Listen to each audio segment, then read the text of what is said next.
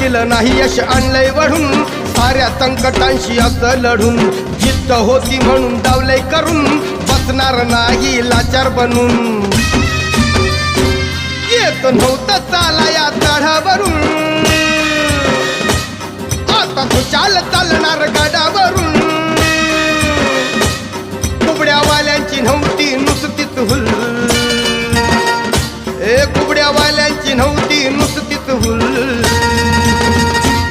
आम्ही ठरलोय यात सक्सेसफुल आम्ही ठरलोय यात सक्सेसफुल